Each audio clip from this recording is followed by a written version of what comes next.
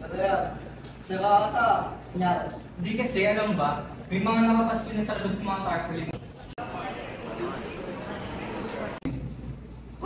Tarpaulin. Para saan? Yung sa SK, di ba alam naman na gustong kumandidato? SK, ha? Anong platform mo to? Dating nakulong, ngayon tutulong. Kasi naman parang walang tiwala ito. Saka, kung bang naiingan, mga malamig. Uy, ano yung nalirinig ko ba? Yan. Ito kasi si Arch. Tatakbo raw sa SK. Oh, maayos. Di ba matagal mo nang gusto yun? Wala pang election, nasa iyo na agad boto ko. You know, asahan din, Delta.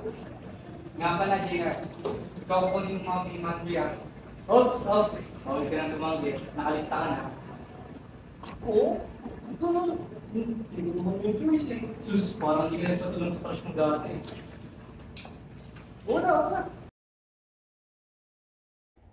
Uy, Miguel. Ikaw pala yung pre. Ginagawa mo dito. Wala ko lang, nag-aaral kasi ako para bukas eh. Nag-aaral. Once na ako dyan, once na ako. Yan ko muna. Sige. Ba't? Alam mo naman pa parating na yung susunod na election. Oo. Ay, alam mo ba? Hinara ko ni Arch para maging campaign manager. Wala akong sabi-sabi. Gusto mo ba, ikaw na lang mag-campaign manager sa akin? No, offense pa. Pero alam mo naman ang politika. Minsan ang may bulsa yan eh. Malaki kikitain mo doon. Maraming pera yun. Mapapagamot mo yung kapatid mo. Sorry, Miguel, pero hindi pa na nakikita. Tignan natin kung saan ka na sinasabi.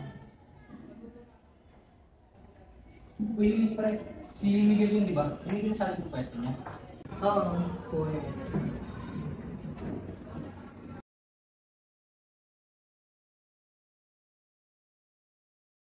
Magandang araw sa inyong lahat. Kita kong marami ang dumalo sa meeting ni Avance na ito. Mabuti kung ganon. Upang magkaroon tayo ng pagkakataong makilala at makilatis kung sino kandidato nga ba ang ating iboboto sa darating na SK elections.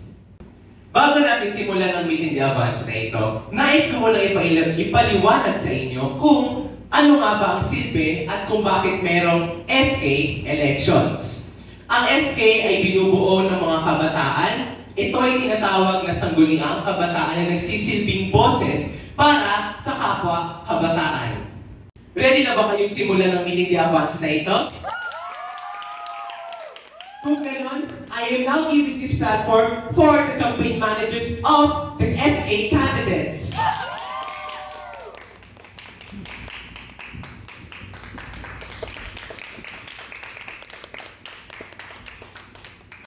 May I call on stage the campaign manager of our first candidate.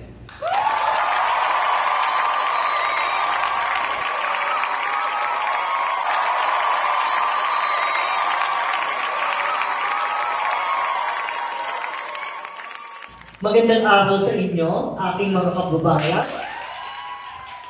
At ngayon, huwag na tayo maghintay pa at ipapakilala ko na ang first candidate natin for today's SK election. Alam kong kilala niyo na siya. Ngunit, kung may taong magpopolitika man na gusto niyong pagkatiwalaan at paniguradong may gagawin para sa ating barangay, ito ay walang sino man kung hindi ang anak ng dati nating konsehal na si Rafael Zapanta. Let's give a round of applause for Mr. Miguel Zapanta!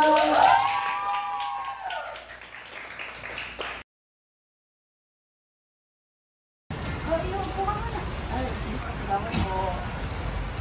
Anong meron? Ay Maria. Kung hindi naman po makakaabala sa inyo, lang naman po ng pagpapalito ko yun. Ano naman? Bakit? Po, alam niyo naman po si Utang, kahit nasa Saudi, mabagal pa rin bigay ng pera. Nung makalawa po, masakit naman si Thea. Ayun nga po, kasi po, turn po siya ngayon doon. Pwede po talaga, Maria, pero babayaran naman po ni Utang sa susunod na buwan po. Sige na po.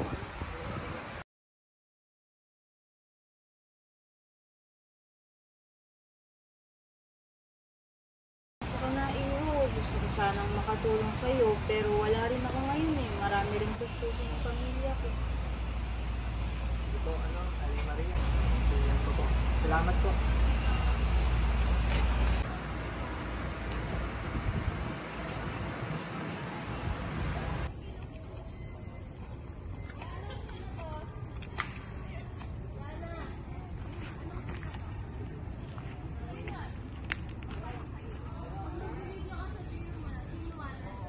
Oh, Diyos ko.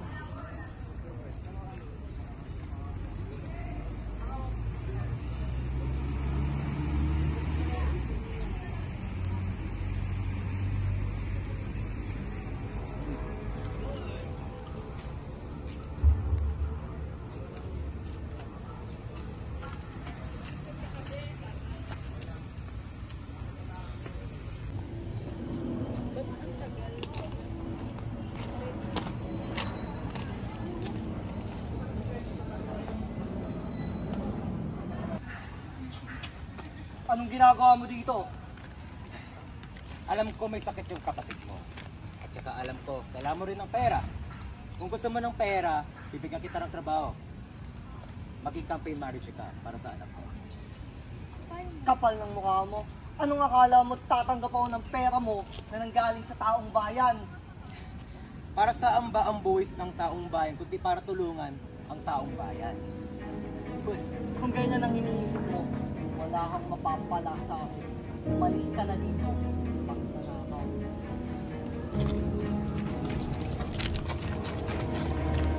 Huwag kang gagakaw sa akin kapag nakaburol na ang kapatid mo! Bibigyan kita ng 3 araw para pag-isipan ng offer na yan.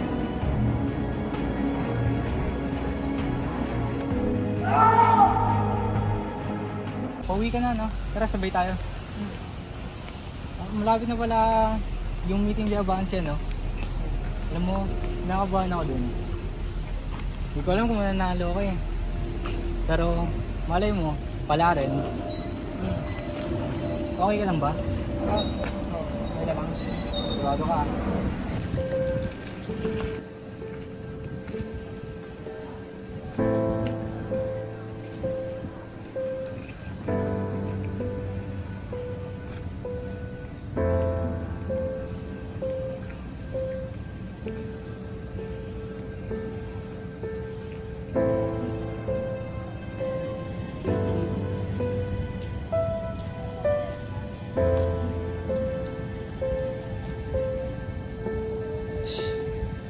Nag-iinarte ka pa nung una. Lagi ka pa rin pala matulog. Tandaan mo, ginawa ko to para sa kapatid ko. Alam ko. At saka may tiwala ako para sa'yo na ipagpanalo mo ang anak ko.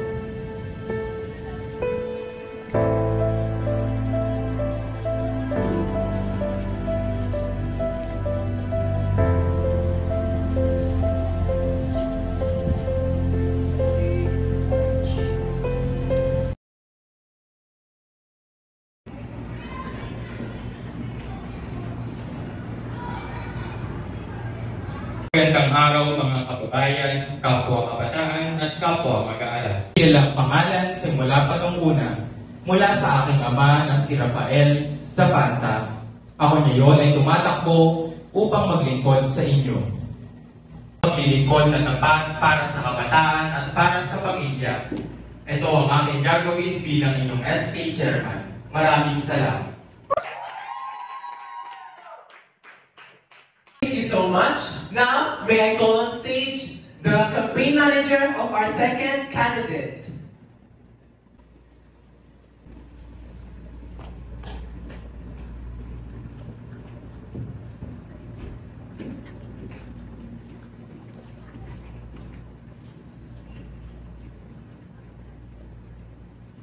Magandang araw sa inyo, aking pinakamamahal na kababayan.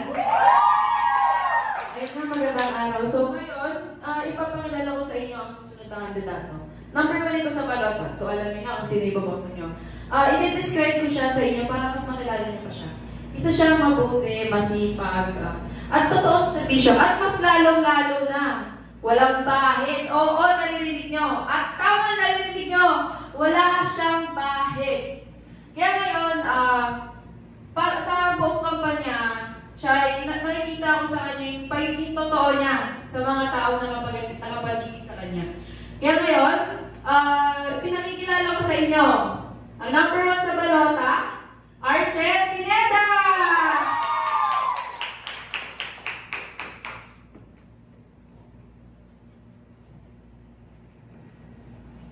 Magandang araw sa inyong lahat, mga kababayan at kapwa ko mga kabataan. Ako si Archel Pineda, tumatakbo bilang inyong SK Chairman. Ako ay narito ngayon upang maging boses ng mga kabataan sa ating mga pangarap at hikain na makakatulong sa ikabubuti ng ating komunidad. Ako ay hinahikain kayong lahat upang gamitin ang karapatan niyong pumoto para sa kinabukasan ng ating komunidad. Sama-sama tayong magtulungan para sa magandang bukas. Maraming salamat po at mabuhay.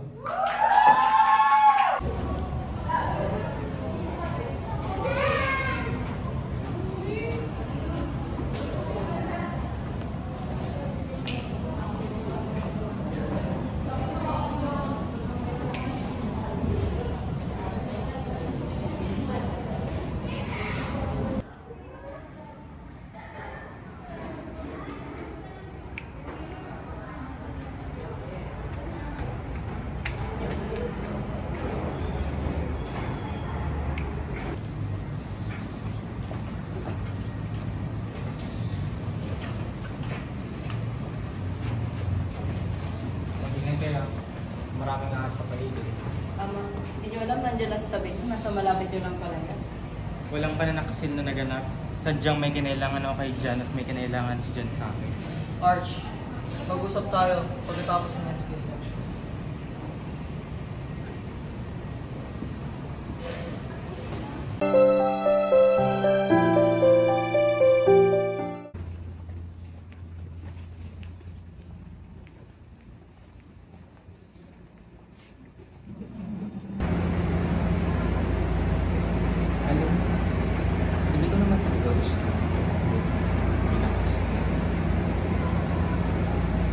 Ayoko naman talagang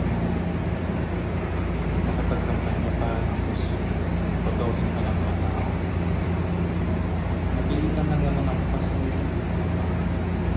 yung mga magulang ko naging mga ano sila, yung mga natural ng posisyon naging mga kagawan, naging mga ngayon. So parang gusto nilang ipamalo sa gusto nilang maging sa posisyon kapag naging ngayon. Pero sumutulong ko naman talaga. Napilitan lang din naman ako dahil kung hindi ako tatakbo, papatigilin lang ang pag-aaral. Papatigilin lang ako sa pag-aaral. Para kasi sa kanila, kaya na ako nag-aaral para magkaroon ako ng posisyon sa gobyerno. Saka isa pa, kaya lang din naman ako tumakbo dahil kayo hindi isa. Kasi kung hindi ako tumakbo, iba ba yung family, yung pamilya nila iba lang. Tapos yung tindahan nila ipapasarap. Ayoko naman na nangyari ng ganito. Hindi magkaibigan naman kami ng isa. Ayoko naman na dahil sa akin pa mas mahirapan pa siya. Mas mahirapan pa yung pamilya. Kaya ako naman. Pero para sa akin, ayoko naman. Ayoko talaga. Isa, pwede ba tayo mag-usap? Sige, okay lang naman. Sakto, matagal na rin naman tayo hindi nagkikita eh. Saan ba gusto? Puntahan na lang ito, ma'am. Sige, bala.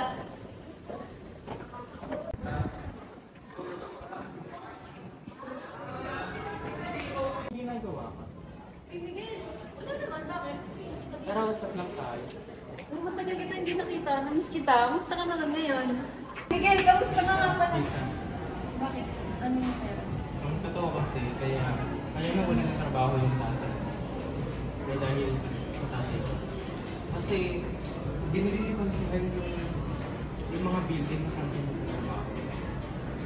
Nang dahil sa ginawa niya yun, kaya nawalan ng trabaho. I'm sorry, Lisa.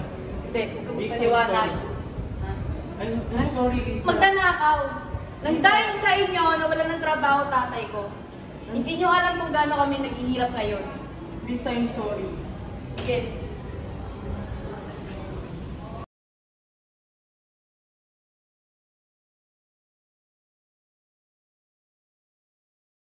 Dadako tayo ngayon sa exciting part ng campaign period na ito. Welcome to SK Debate 2023! Now, may we call on our candidates, Arch Pineda, and Miguel Zamanta.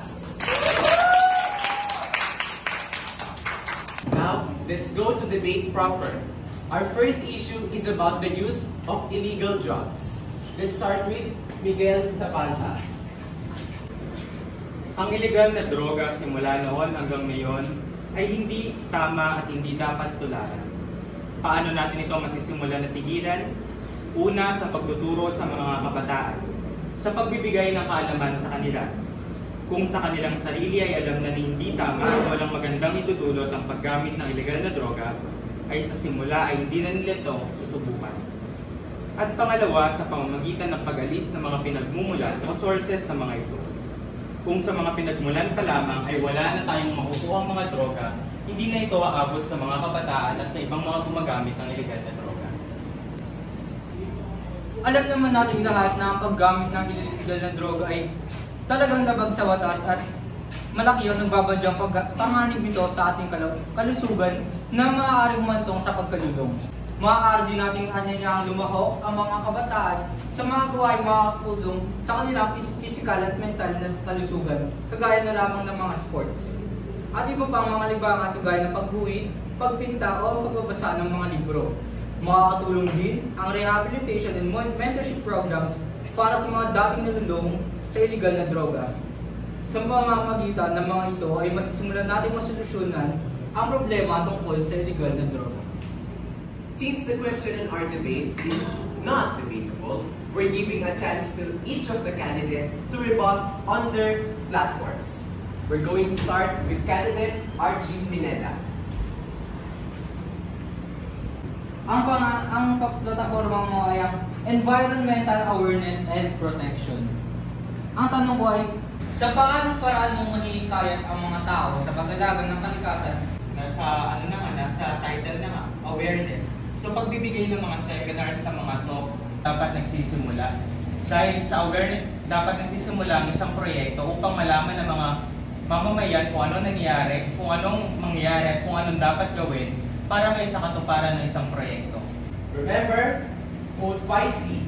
Piliin ang kandidatong may puso para sa mamamayan, hindi puso para sa kabal ng bayan. Baba, diba? Awareness.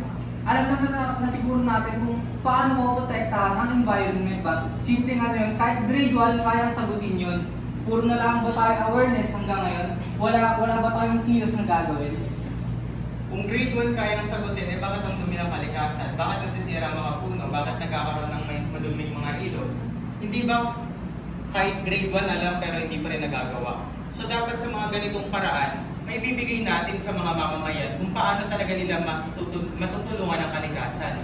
Mabibigyan nila ng konkretong aksyon, hindi lang yung puro awareness. Sa awareness, tulad nga na sinabi ko, magsisimula sa awareness pero hindi ito yung magiging tulog. Kaya nga may protection.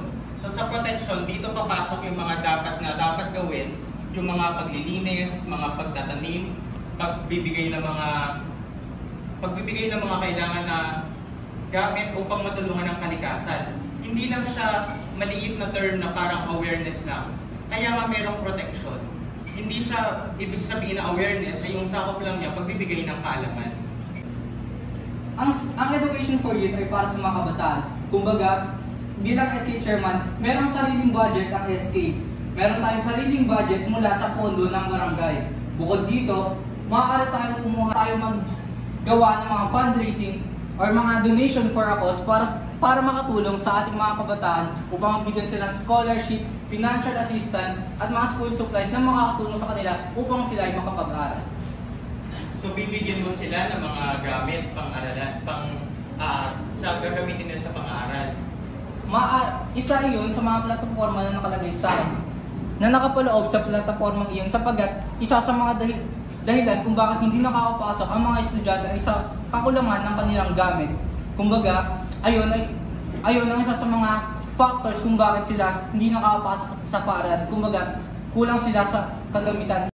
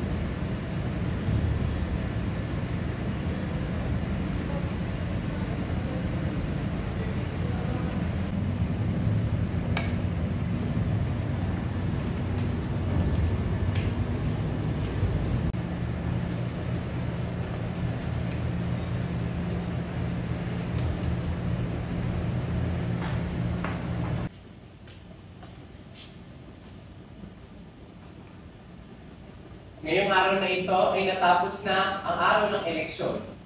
Mahaba-haba ang pinagdaan ng pagkakampanya ng bawat kandidato.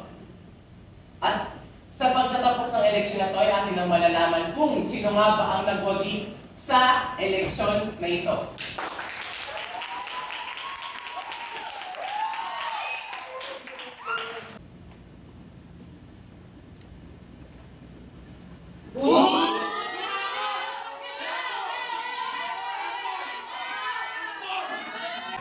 Tinatawag ko ang mga kandidatong naglaban ngayong eleksyon, Arch Pineda at Miguel Zapata.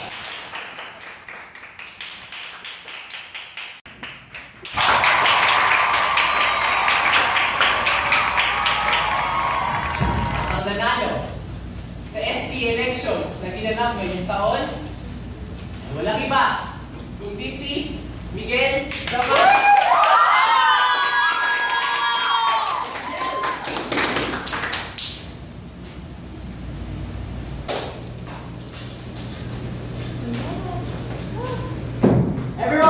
Everyone, I am very happy for today. Son, I am so proud of you. Hindi. Lahat kayo makinig sa akin. I do not accept this victory. Hindi ko tatanggapin itong election na ito. That's why I'm backing out of this elections. Son, you're such a disappointment. Tapos na ako magpaligusta sa inyo. Tapos na ako magpaligusta sa inyong pamamalakad. Sila rin. Ang dahilan kung bakit ako nagtrabaho ang papa ko. Malay na sa susunod magulang nyo naman ang mawala ng trabaho, di ba? Ano, hihintayin nyo pa wala mangyari to? Hintayin nyo ba? Hindi na! Tama, hindi na. I don't want it. Ayaw na. Oh my God!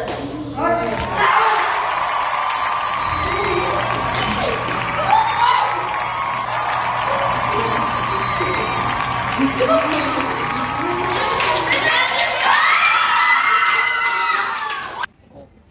na naman na? Okay lang naman. Ang sabi niya ng doktor, magpapahinga ka parati and you can like Masigla ka na naman na eh. O, ayan ha. Huwag ka nang papalit pag pauwi ka. Okay, kuya. Sorry din si kuya kasi minsan lang ako makabisita sa hospital eh. Busy kasi ako dun sa election, dun sa ano? Sa SK election namin. Nahirap pa ako maging campaign manager. Ay! Siya nga pala. Yung ano, yung kaibigan kong nanalo, si Arch. May proposal daw siya kuno. Sinasabi sa akin na about daw sa clean driving. Para dyan sa mga lamok-lamok na yan. Para hindi nadadedengge yung ibang katulad mo. Katulad natin. Nakakatawa naman po nun. Nay. Saan ko po yung size? Siyempre. Tropa ko yan.